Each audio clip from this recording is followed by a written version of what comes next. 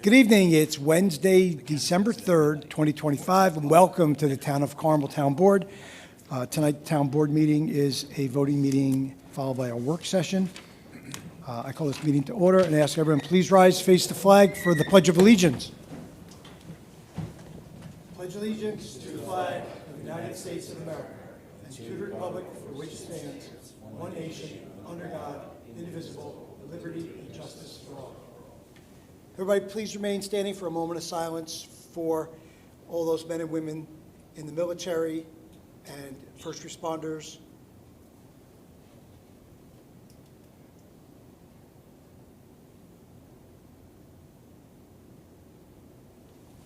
Thank you.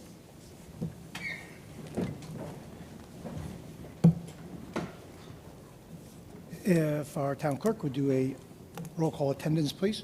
Councilman Lugo? Here. Councilman Kearns? Present. Councilman McDonough? Councilman Lombardi? Here. Supervisor Cazzari? Here. So our first resolution is authorizing the rescheduling of a public hearing. Councilman Lugo, could you read that, please? Resolved that the Town Board of the Town of Carmel hereby authorizes the rescheduling of public hearing at Town Hall, 60 McAlpin Avenue, Mahopac, New York, 10541, on Wednesday, January 14th, 2026, at 7 p.m., or as soon thereafter that evening as possible, on a proposed local law amending Chapter 156 of the Town of Carmel Code entitled Zoning, and be it further resolved that the Town Clerk, Alice Daly, is hereby authorized and instructed to publish and post the necessary notices in the official newspapers of the town and on the Town Bulletin Board regarding this public hearing. I offer this resolution as read. Second. Can we have a roll call? Councilman Lugo? Yes. Councilman Kearns? Yes. Councilman Lombardi? Supervisor Cazzari? Yes. Our second resolution is authorizing entry into intermunicipal agreement with the County of Putnam and the Town of Kent multi-jurisdictional police emergency response team. Councilman Lombardi, could you read that for us? Sure. Resolve the Town Board of the Town of Carmel, acting as commissioners of the Town of Carmel Police Department, and upon the request and recommendation of Town of Carmel Chief of Police Anthony Hoffman, hereby authorize the entry into an agreement with the County of Putnam and the Town of Kent to reestablish the county-wide emergency response team, and be further resolved the said agreement be in general form and content as provided by the Chief of Police to the Town Board on or about November 19, 2025. Be it further resolved, Town Supervisor Michael Cazzari and Chief of Police Anthony Hoffman are hereby authorized to execute the referenced intermunicipal agreement on behalf of the Town of Carmel and the Town of Carmel Police Department. I offer this resolution as read. Second. Could we get a roll call again, please? Councilman Lugo? Yes. Councilman Kearns? Yes. Councilman Lombardi? Here, yes. Supervisor Cazzari? Yes. Our next resolution is authorizing the additions to the active list of the Mahopac Volunteer Fire Department. Resolved that the Town Board of the Town of Carmel hereby authorizes the addition of the following names to the active list of the Mahopac Volunteer Fire Department: Stephen Serino and Aiden Camacho. I offer this as read. Second. And can we have a roll call for that? Councilman Lugo? Yes. Councilman Kearns? Yes. Councilman Lombardi? Aye. Supervisor Cazzari? Yes. The next resolution is amending the contract for professional services, Contract R 2024-002, Emergency Generator Service Maintenance. Councilman Kearns, could you read that?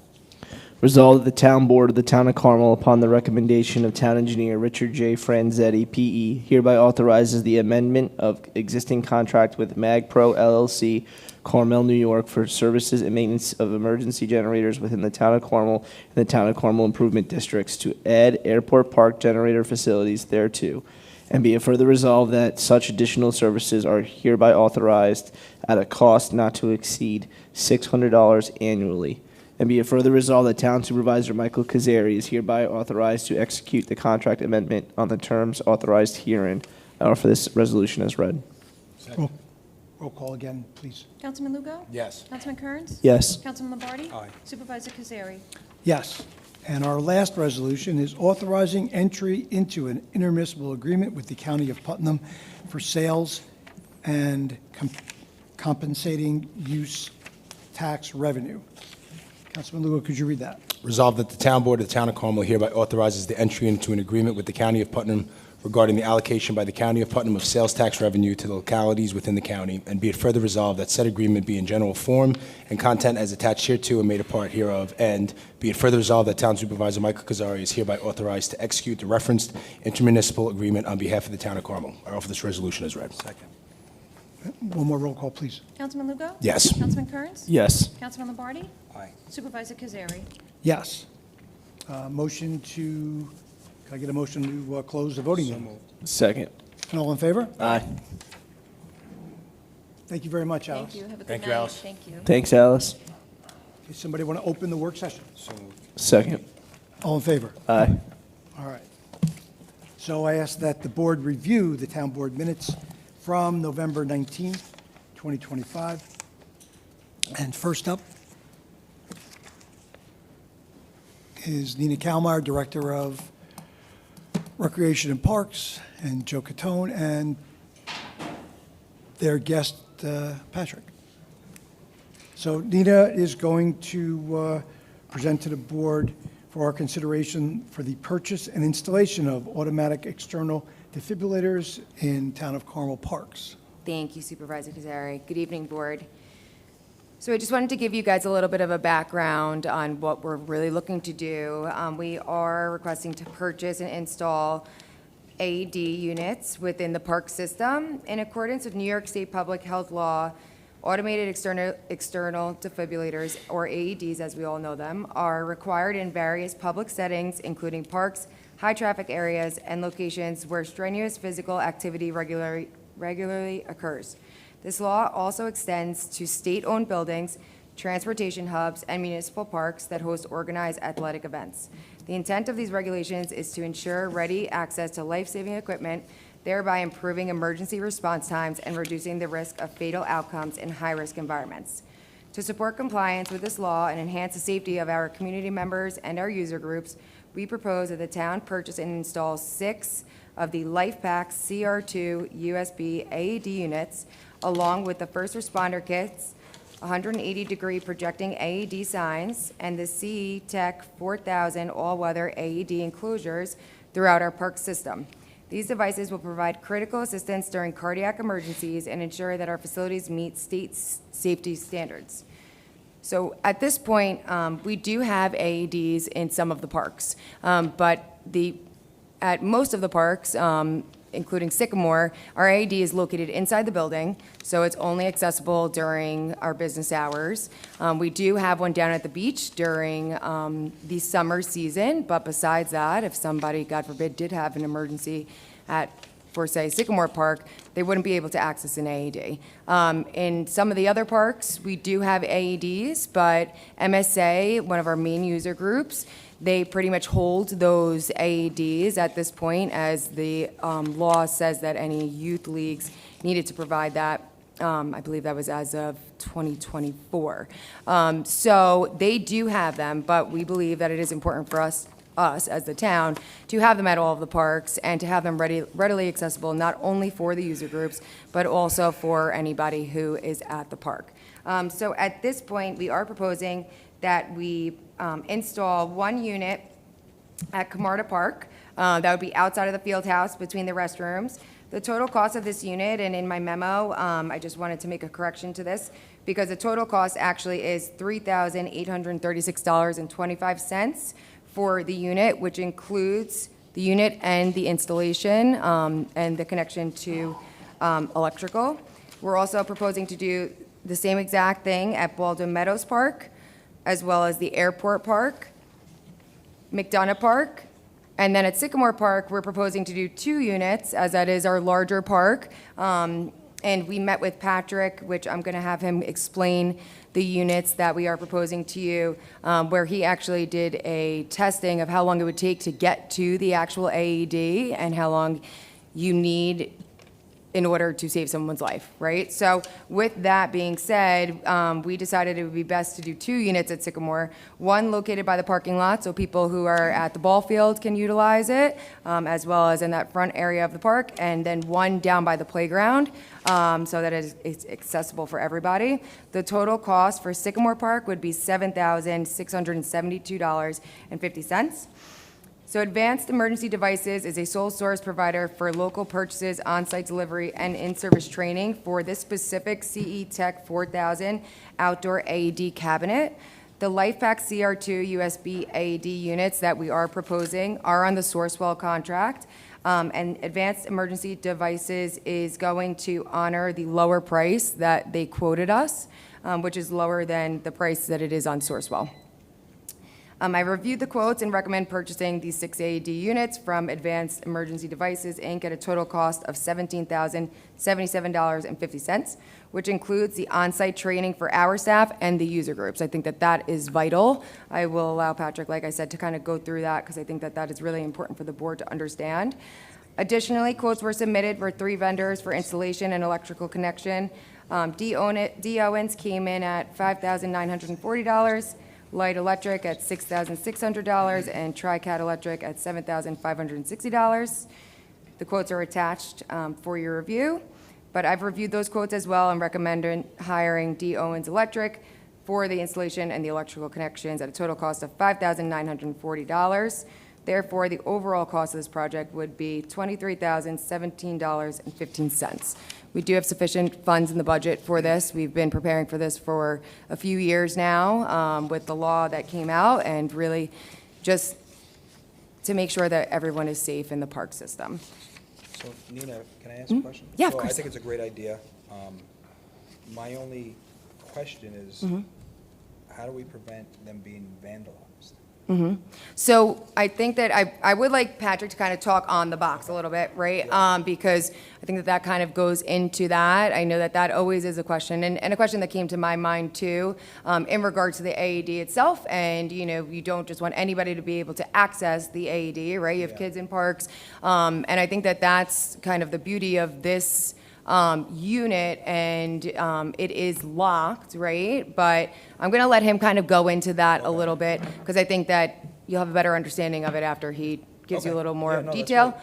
But wherever they are going to be, and they're going to be on the buildings, we have cameras on them, so we'll make sure that that, you know, is taken care of on that end as well. Are they connected to emergency services, so when the box is open, it alerts, it So doesn't? I'm going to let Patrick come up and just talk a little bit about it, because you're going to hit on every question that he's probably going to just go over. So I'm just going to have him come on in here. You can sit down. Okay. Evening, everybody. So just to show you the box here, and again, you know, AEDs aren't new in and of themselves, right? There's one in the back of the room in municipal buildings. They've been around for a long time. But what is becoming new is the outdoor storage of these devices. Prior to a few years ago, there weren't really good options for that, right? They need to be kept free of moisture. They need to be kept within certain temperature ranges. So now we have good options for outdoor storage. And really what led to a lot of this was a newer law in New York State based around youth sports and camps. And that law says that those youth sports and camps have to have a plan for access to AEDs, right? I love the way they worded that, to be honest, because it doesn't require each of them to buy an AED, which would be tough for some of these youth sports and camps to afford. But what we can do is strategically place these outdoors in the facilities that they use, and that's now their plan for access for AEDs, right? And in order to do that, you, again, want to have a temperature and weather-controlled cabinet. So the C-Tech is heated, that's the electrical hookup, and that keeps it warm in the winter, and keeping it cool in the summer is the insulation of the cabinet itself.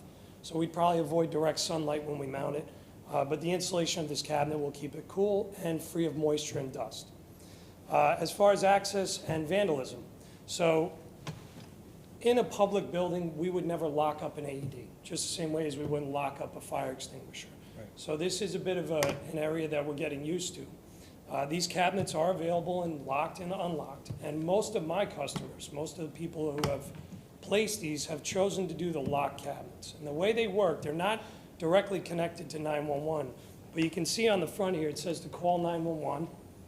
And there's a spot here on the bottom to put the address. So at each location, we would put Camarada Park or Airport Park in the address, so that person using their cell phone to call 911 can tell the dispatcher that. The dispatchers in their CAD system add the code to this cabinet. So when they're given one airport drive, that comes up, and in the CAD system, it says that there's an AED cabinet located here, and the code is C159X. And the caller can now enter that and access the AED, right? Your coaches, your Parks and Rec staff, your facilities, anybody, law enforcement, whoever you choose to give the code to can also have the code. But that way, if anybody's there using the facilities on a nice day, even, we have warm days in the winter, people come out and start using the facilities. It's always there and accessible, So the important part of it is call 911 first. which is the first part of that Correct, chain which is of always the response, first part right? of the right thing to do. Yes, sir. And then there would be a code to the recipient to access.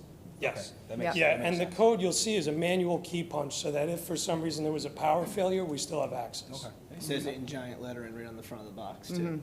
Yeah, the code, yeah, that can get pulled off. Install it if you want. Yeah, that would make So I think that, and I think that that is vital too, right? And the point that you made is that we would give that access code to all of the user groups, Right. right? And everybody would have that. God forbid they need it.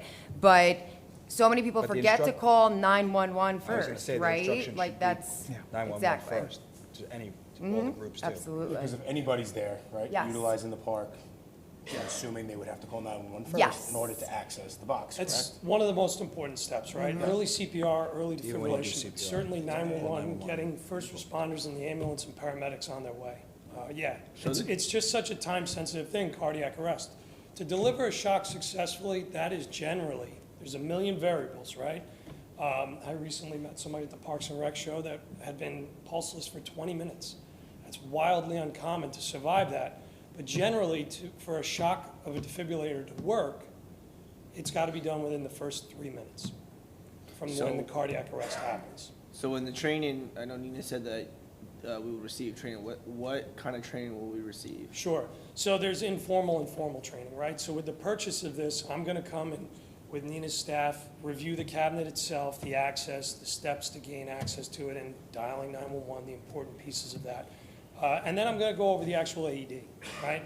There are nuances to each AED, but there's a general way that these things actually function that most people, don't understand. Most people think they're restarting a heart. That's not what we're actually doing. So we go into kind of the background and then how to actually operate their AED and also how to maintain it, right? How to look for that flashing light. The more people looking for that, the better. So with that, so will you guys be certifying them to operate that? That doesn't carry a certification, but if we can do CPR and first aid training as well. That carries American Heart or Included ASH. included in the price that you gave us? That's not included in the package. No. Years ago, yeah. But they all have that already. And we already have that. We all are certified. And all the coaches have to have it, And all too. the coaches, right through Yeah, MSA, SWATs. have to do it, and Sent all through the youth AED leagues. training, everything. But I think that even just that, having representatives from MSA there with us when we're installing the boxes, so they know how to 100%. utilize it, right? And Well, going location, through all too. that, the Yeah. locations, right? And that's something that we will make sure that we market to the public as well. I mean, this is a big yellow box. It's going to have a big sign on it, right? 180-degree sign That above it people that will be clearly able to shows what see, it and is. it'll be right when you pull into the parks, you'll be able to see it. That's Yeah. really the point. Yeah, we've done a little bit of work with MSA as well. Yeah. And that's the real selling point. When Patrick came a year ago, you said it was a year, right? Yes, That people are walking, or Yes. or their dog, or whatever, because if it's just the teams, then MSA or whoever is bringing that, the coach is leaving with it. Yep. So if I was having a heart attack, there's no yeah, there's no AED. AED Like everyone anywhere. playing tennis down at Sickles. Yeah, Pickleball. Basketball people. yeah, Pickleball. yeah, and it is, it's very true. We have a lot of people that come to No, the you parks love that that. would never be able to access it. They would let me croak. They would let me die, I know. Patrick, thank you. People in the middle of the You're day. welcome, thank you for having me. Do they have these on the bike trail? On the county bike trail? I haven't seen them on the bike trail. Tried to talk to people about that, yeah. That seems But like that this is is something something that that- should definitely, Smart, it would be smart to do that. Yeah, anywhere where access is, airport's huge, right? Just to get up to airport takes a while. So anything like that, the bike path, which is, has long distances in between access points. Yeah. Anything like that is a great place for these to be. 100%. But that's a lot of units, though. Well, The county's problem, not ours. Any other questions? No, thank you. You're welcome. Thank you. Thanks for coming out, Joe. I've been with pieces of the access to. So next up is Anthony Hoffman, Chief of Police. speaking about 3 vehicles you want to deem obsolete. Yes, thank you, Mr. Supervisor, members of the board. Thank you for having me here this evening. I have a very quick item for your consideration. We have 3 vehicles available to be declared obsolete. These are 3 vehicles that have served us well, since one of them since 2016, the other since 2019 and 2020. 1 Dodge Charger, 2 Dodge Durangos. The mileage on these 3 vehicles is in the neighborhood of is between 100,000 or 120,000 miles. They've been driven considerably hard, as normal police vehicles are. They're operated 24 hours a day, and you know, if they're not idling on the side of the road and the officer's completing a report, they're tearing it up going to a call. So these cars do experience some significant wear and tear, and they've served their use with us, and they're ready to be declared obsolete. So I recommend, in my memo, the 3 vehicles that are spelled out are old number 3.1 or 3.3 and 3.8, and if we declare them obsolete, we could either put them up for auction with the Highway Department. That'll help us do that, or if any other town department needs vehicles, they would still be able to serve in that capacity. So, Yeah, they're not able to be patrol vehicles, but yes, that's correct. recreation could most definitely use those What's vehicles. the mileage, though, on those vehicles for them to be obsolete? The first one, the 2019 Dodge Durango, the old 3.1 is 114,000 miles. The 2020 Dodge Durango, the old 3.3 is 94, but that's had some coolant issues as far as if it's being used 24/7. Again, you know, it's not good for patrol, but it could be used for Anything around 100 really is when we call quits on the cars, you're saying? Yeah, we tend to find that 75. at that point, they start to have chronic conditions, and it just costs too much to maintain them. and- Yeah. So you think that they would be suitable for like Parks and Rec or? They, another yeah, department? we had the mechanic check them out and see if there should be available. That's what we've done in the past. Our vehicles, when they get passed on to other town They departments. desperately need some cars over there. There you go. I pulled into Parks and Rec one day, one of the cars, I think Amanda's car was on fire. Well, if we can help with that, we'd be happy to. So, any other questions? Thank you, Chief. All right, thank you very Thanks. much. Have a good night.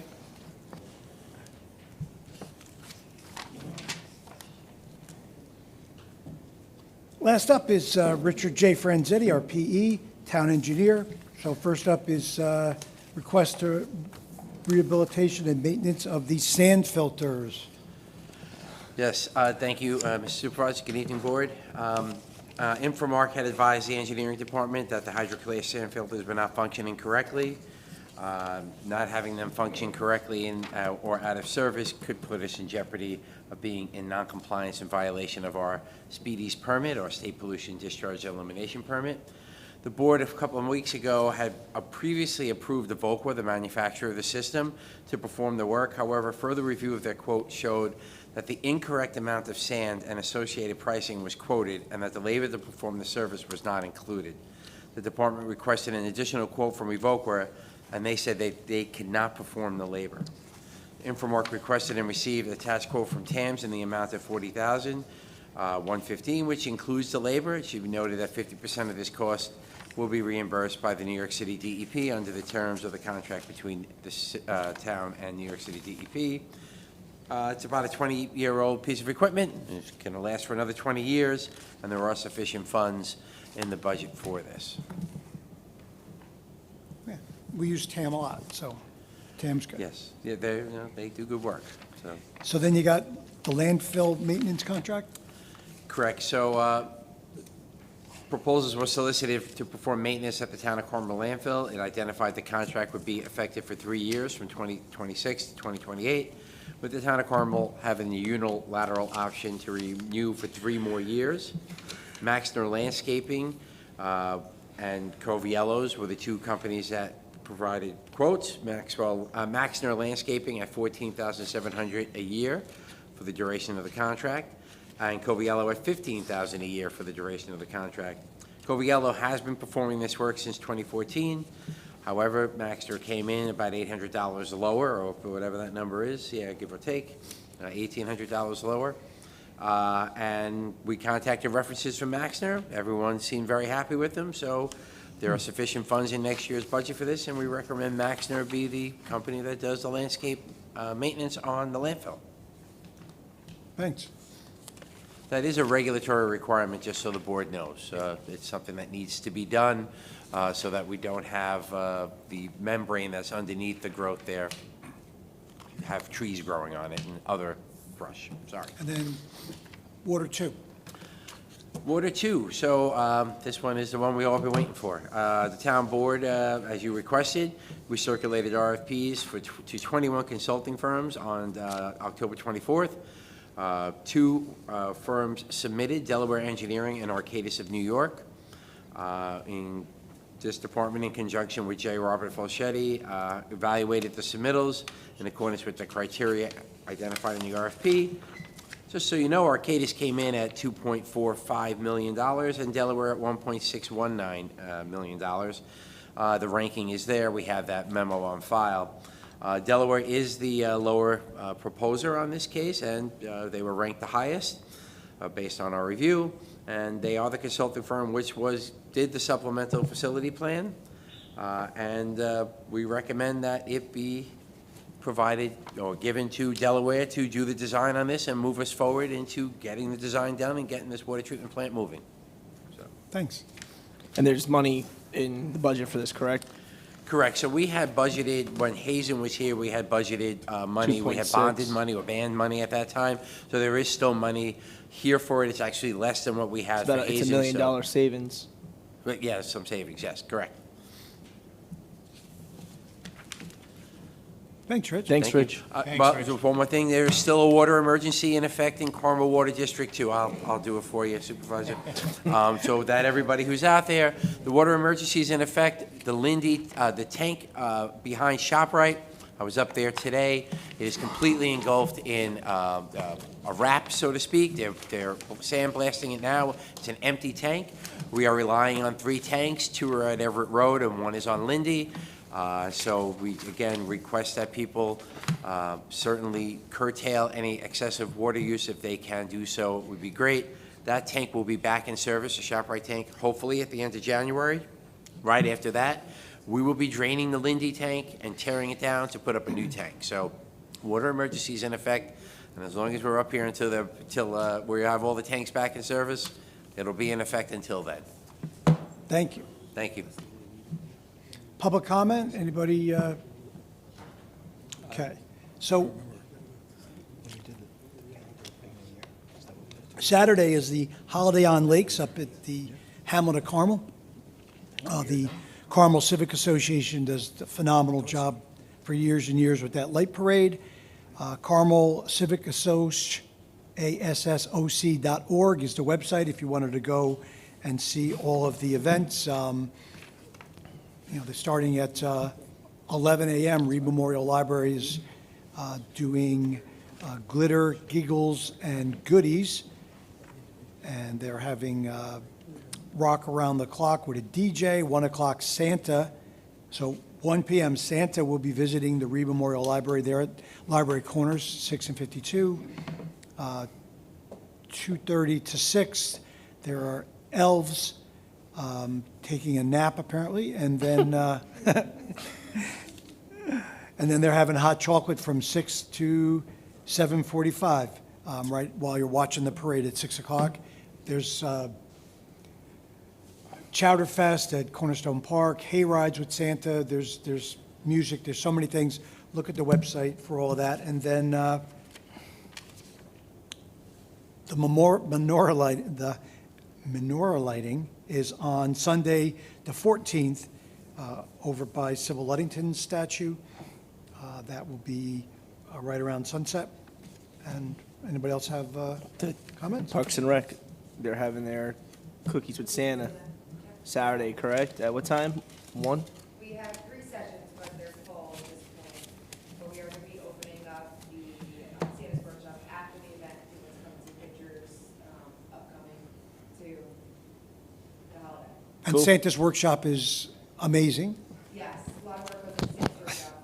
Parks and Rec. Shout out to Parks and Rec. Recreation and Parks. Yes, recreation park. Go. Parks and Rec. This weekend, we had Holiday in the Park Chamber. Dads were able to light up the big tree. We did have a little bit of a mishap, but the big tree in town is fixed. It's lit up.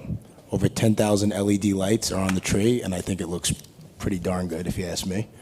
And December 20th, we are also teaming up the dads, Parks and Rec, and a local business here, Park Ford. December 20th, we are doing a blow-up display at Chamber Park. We're going to go Christmas caroling through the town. We're going to visit some local businesses, and we're going to deliver some wreaths that the kids had made. So that's December 20th, 5:30 to 7:30. In case you guys didn't know, I would love to have you guys there and join us. That's it. Sounds good. This coming Saturday, also the 6th, from 11 to 2 at Red Mills Shell Station in Red Mills, we are doing a Let's Give Some Love to the Animals at Christmas, taking donations for the Putnam Humane Society, including food, and believe it or not, gift cards for Chewy and office supplies, things like that the Putnam Humane Society is doing. So that is from December 6th from 11 to 1. That's in conjunction with a few of us, as well as Marion Shaluzian. And there's also adoptions available if anybody is interested. So we'll see everybody Saturday morning at 11. Puppies for Christmas. I want to thank everybody. I hope everyone had a great Thanksgiving. I want to thank everyone who came out to the Thanksgiving Day Parade. It was a huge success. We changed our location down Route 6. We had a great turnout. Most importantly, we were able to raise significant money thanks to the generosity of our lovely community for a young girl going through a courageous battle. So I just want to thank everyone for coming out and supporting a great cause. That's it. Okay. And our thoughts and prayers go out to the member of the National Guard that's clinging for his life in D.C. Very sad, that whole thing, and the family of the young lady that was also killed, the other guardsman. We're going to go to executive session for contractual. Can we get a motion? So moved. Second. And all in favor? Aye. Good night.